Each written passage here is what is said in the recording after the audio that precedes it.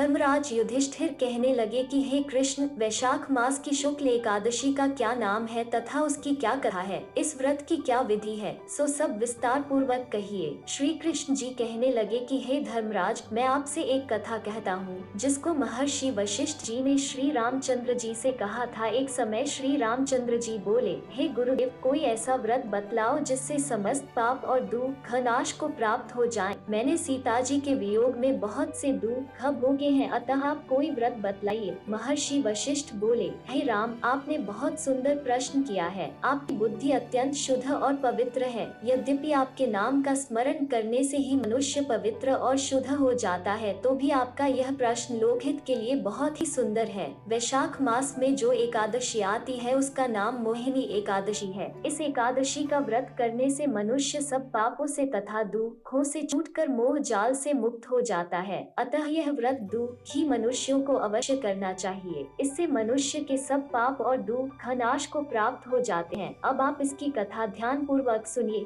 सरस्वती नदी के किनारे भद्रावती नामक एक नगरी थी। वहाँ पर द्युतिमान नामक चंद्रवंशी राजा राज्य करता था। इसी नगरी में धन धान्य से पूर्ण पुण्यवान धनपाल नामक एक वैश्य भी रहता था। वह अत्यंत धर्मात्मा एवं विष्णु भक्त था। उसने नगर में अनेक भोजनालय, प्याऊ, कुआं, सरोवर, धर्मशाला आदि बनवाए थे और सड़क पर आम, जामुन, नीम आदि के अनेक वृक्ष लगवाए थे। उस वैश्य के 5 पुत्र थे, सुमन, सद्बुद्धि, मेधावी, सुकृति और धृष्ट बुद्धि। इनमें धृष्ट बुद्धि नाम वाला 5वां पुत्र महापापी था। वो पितृ आदि को नहीं मानता था। वो वेश्या और दुराचारी मनुष्यों की संगति में रहकर जुआ खेलता तथा पर स्त्रियों के साथ भोग विलास करता, मद्य मांस का सेवन करता और भी अनेक कुकर्मों में वो अपने पिता के धन को नष्ट करता था। वेश्याओं के साथ गले में हाथ डालकर फिरता रहता था। इन्हीं कारणों से उसके पिता, भाइयों तथा कुटुंबियों ने उसको घर से निकाल दिया और उसकी निंदा करने लगे। घर से निकाल देने के बाद वह अपने गहने और कपड़े बेचकर निर्वाह करने लगा। जब सब धन नष्ट हो गया तो वेश्या और दुष्ट संगी साथियों ने भी उसका साथ छोड़ दिया। अब वह भूख और प्यास से अत्यंत दुखी रहने लगा और कोई सहारा न देखकर वो चोरी करने लगा।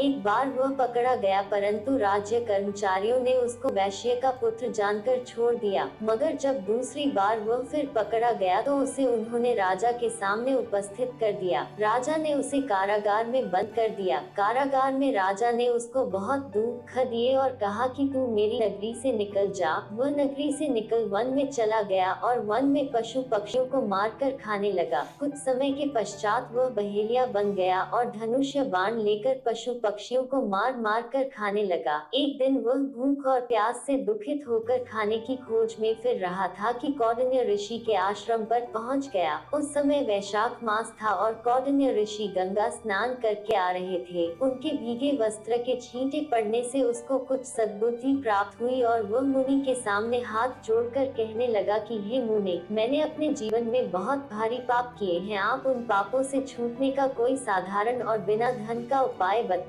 उसके दीन वचन सुनकर ऋषि कहने लगे कि ध्यान देकर सुनो, तुम वैशाख शुक्ल एकादशी व्रत करो। इस एकादशी का नाम मोहिनी है और इससे तेरे सब पाप नष्ट हो जाएंगे। मुनि के वचन सुनकर वह अत्यंत प्रसन्न हुआ और उनके द्वारा बताई हुई विधि के अनुसार उसने मोहिनी एकादशी का व्रत किया और मुक्ति को प्राप्त हुआ।